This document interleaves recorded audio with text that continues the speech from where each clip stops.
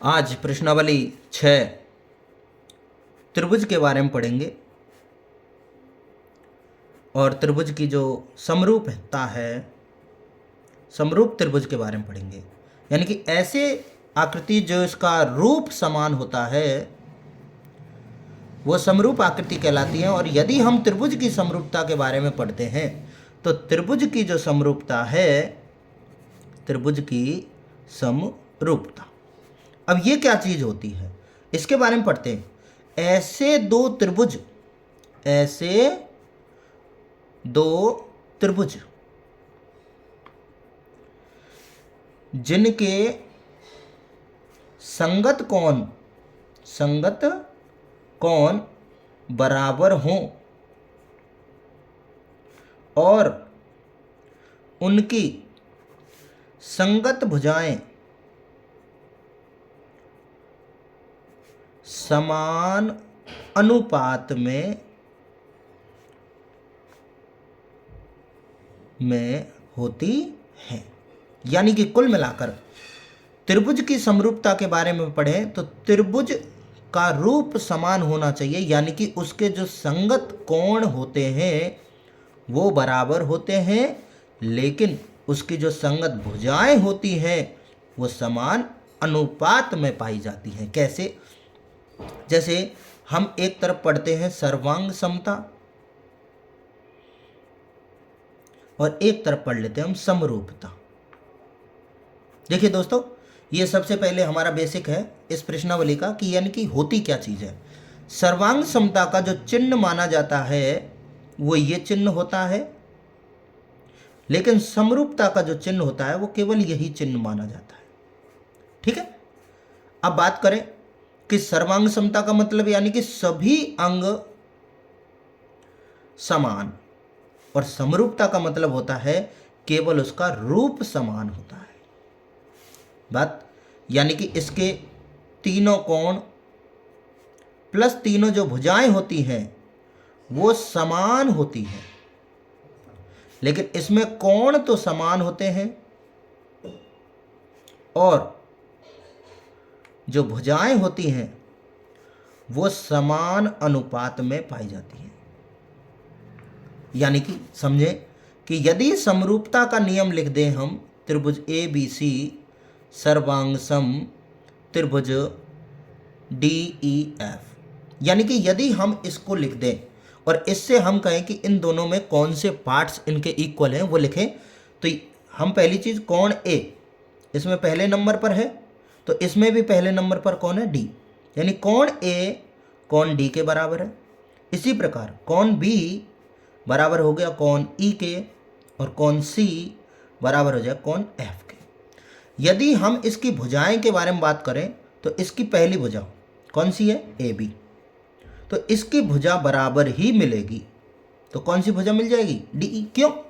क्योंकि इसमें हमने पहला और दूसरा, तो इधर भी हम पहला और दूसरा, ये शब्द आता है संगत। जो चीज हम इधर देखेंगे, जिस प्रकार से इस त्रिभुज का जिक्र करेंगे उसी प्रकार से इस त्रिभुज का भी जिक्र करेंगे। तो ए बी बराबर हो गई डी ई। अगर हम दूसरी भुजा लें बी सी, यानी दूसरा तीसरा, तो इधर कौन सी हो गई? E F. इधर ए सी, तो ये बराबर हो गई डी एफ के। लेकिन यदि हम इस त्रिभुज यानी समरूप में बात करें तो त्रिभुज ए बी सी वो समरूप का चिन्ह ये होता है, और त्रिभुज डी ई एफ यानी कि इसमें जो कोण होते हैं, कोण क्या मिलते हैं? हमेशा समान। तो कोण ए किसके बराबर हो गया? कोण डी के। कोण बी बराबर हो गया कोण ई के, और कोण सी बराबर हो जाएगा कोण एफ के। लेकिन इसमें केवल ये चेंजमेंट है कि इसकी पहली भुजा ए बी वो बटे में आती है। पहली भुजा कौन सी है? D E. इसमें ये भुजाओं का क्या चलता है? अनुपात। और ये अनुपात एक भुजा का नहीं, ये तीनों भुजाओं का अनुपात क्या होता है? समान। तभी कहते हैं समान अनुपात। इसको शॉर्ट में लिख देते हैं समानुपात। ठीक है, अब देखिए इसमें क्या है कि ए बी बटे में डी ई पहली, और इसमें पहली दूसरी। बी सी, देखिए बी सी के बटे में कौन आएगा? B C. बी सी के बटे में आएगा ई एफ, दूसरी तीसरी। और AC के बटे में कौन आ जाएगा, पहली तीसरी, तो DF। यदि समरूप नियम दे रखा है तो वो समरूप नियम से ही अपन कोण बराबर करेंगे और अपनी भुजाएं भी बराबर करेंगे, जो भुजाओं का अनुपात है वो भी बराबर करेंगे। एक और एग्जाम्पल ले लेते हैं इसी तौर पर कि यदि हमें उसने PQR समरूप त्रिभुज ABC दे दिया तो इसमें कौन कौन से कोण आपस में बराबर होंगे। तो देखिए कोण P बराबर होगा पहले नंबर पे, तो इसमें पहले नंबर पे कौन है, A, कोण A के बराबर। कोण Q किसके बराबर होगा, कोण B के। कोण R किसके बराबर हो जाएगा, कोण C के। यदि मैं कहूँ कि PQ बटे AB, देखिए इसमें पहली भुजा PQ है तो इसमें AB है, तो PQ के बटे में AB बराबर QR के बटे में BC और PR के बटे में AC। ये जो भुजाओं का अनुपात होता है, ये भुजाओं का अनुपात बराबर माना जाता है। लेकिन सर्वांग सम में ये बात नहीं है, सर्वांग सम में वो भुजाएं ही बराबर होती हैं। इसलिए हम कहते हैं कि इसमें कोण और भुजाएं क्या होती हैं, समान। लेकिन इसमें कोण तो समान होते हैं लेकिन जो भुजाएं होती हैं वो समान अनुपात में पाई जाती हैं। अब इसी के आधार पर कुछ नियम हमारे सर्वांग समता के भी थे और कुछ नियम हमारे समरूपता के भी होते हैं। तो जैसे इसमें पहला नियम हम जानते थे SSS, सर्वांग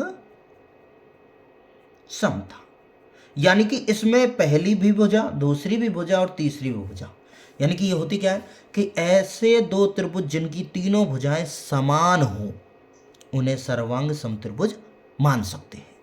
इसमें भी यही नियम है SSS समरूपता। लेकिन इसमें और इसमें अंतर क्या है, इसमें तो जो भुजाएं होती हैं वो बराबर पाई जाती हैं, लेकिन इसमें ये तीनों की तीनों भुजाओं का जो अनुपात है वो बराबर होगा तो ही ये समरूपता नियम कहलाएगा।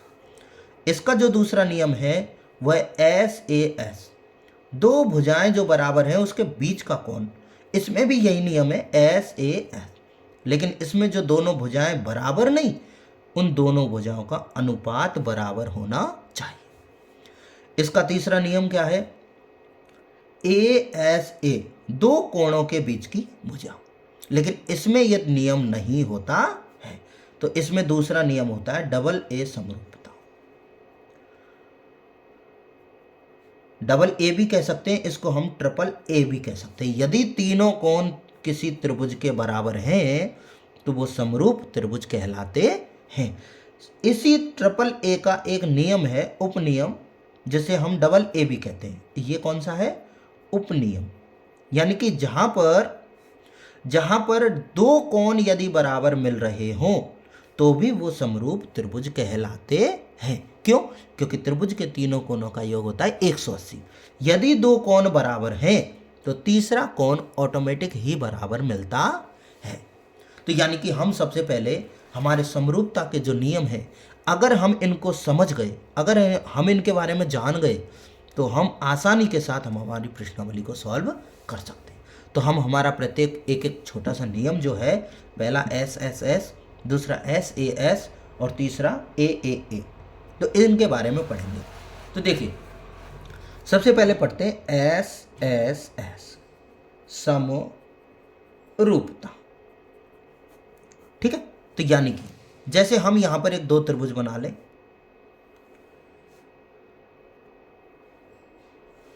इसका नाम ABC और इसका नाम PQR।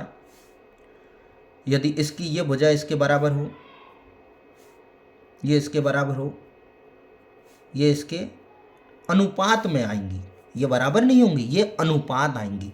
यदि हम कहें कि AB बटे PR, अगर इसका जो अनुपात है वो BC बटे QR और इसका भी जो अनुपात है वो AC बटे PQ हो, यानी तीनों का तीनों अनुपात क्या हो, बराबर हो, तो हम SSS नियम से दोनों समरूप कर सकते हैं।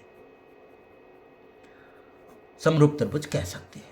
अब उसको लिखेंगे कैसे कि पहले त्रिभुज का नाम तो कोई भी लिख दो, त्रिभुज ABC दिया है, लिख ठीक है।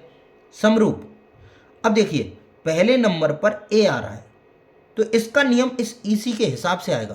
तो देखो A कहाँ पर है इस त्रिभुज में मौजूद, डबल लाइन के सामने। तो इसमें भी ढूंढो ये नियम कहाँ है, डबल लाइन के सामने। तो इसमें त्रिभुज A का इसमें P के बराबर हो जाएगा। अब देखिए B कहाँ है, B है ट्रिपल लाइन के सामने। तो इसमें भी ट्रिपल लाइन के सामने कौन है, R, P R। और इसमें सिंगल लाइन के सामने कौन है, C। तो इसमें सिंगल लाइन के सामने कौन है, Q। यानी कि ये इसका ओरिजिनल नियम लिखा जाएगा, त्रिभुज ABC समरूप त्रिभुज PRQ। अपन PQR नहीं लिख सकते, इसको हम ये नहीं लिख सकते कि ABC समरूप त्रिभुज PQR। ये नियम क्या है, गलत। ये नियम ओरिजिनल नियम क्या है, सही। इसी तरीके से हमें नियम लिखने पड़ते हैं। अब देखिए, अब हमारा दूसरा नियम क्या है, SAS, यानी कि दो भुजाओं का जो अनुपात होता है वो बराबर लेना है और बीच का कोण, उन भुजाओं के बीच का कोण क्या होना चाहिए, बराबर। जैसे हमने इसका नाम PQR लिखा, इसका ABC और इसका अनुपात इससे लेंगे, इसका अनुपात इससे लेंगे। तो यदि हमने कह दिया PQ बटे AC बराबर PR बटे AB, तो यदि ये P वाला कोण देखो दोनों भुजाओं के बीच में है और यहाँ पर दोनों भुजाओं के बीच में ये भी है, यदि ये P बराबर कोण A हो जाता है तो इसमें कौन सा नियम लग जाएगा, SAS। ठीक है। अब देखिए इसी प्रकार ट्रिपल A नियम, उसमें तीनों कोण बराबर होने चाहिए। कोण P बराबर कोण, इसी त्रिभुज की बात कर लेते हैं, कोण P बराबर कोण A होना चाहिए, कोण Q बराबर कोण B होना चाहिए, C, क्योंकि डबल के सामने, इसमें डबल के सामने C, और कोण R बराबर होना चाहिए कोण B के। यदि ये तीन कोण बराबर हैं तो हम ट्रिपल A नियम लगाते हैं। ठीक है, ये हम नियम के बारे में चर्चा करिए थोड़ी सी। यदि डबल A यानी दो कोण भी बराबर हैं तो भी हम हमारी समरूपता नियम लिख सकते हैं। डबल A नियम में भी समरूपता होती है। ठीक है, तो हमारी ये जो 6 प्रश्नावली का जो बेसिक छोटा सा पॉइंट है कि हमें समरूपता के कौन कौन से नियम होते हैं उनके बारे में पढ़ना है। 3 नियम होते हैं, पहला नियम SSS, दूसरा SAS और तीसरा होता है ट्रिपल A। इसका एक उपनियम है डबल A। ठीक है, तो आगे हम हमारी प्रश्नावली शुरू करेंगे अब 6.1।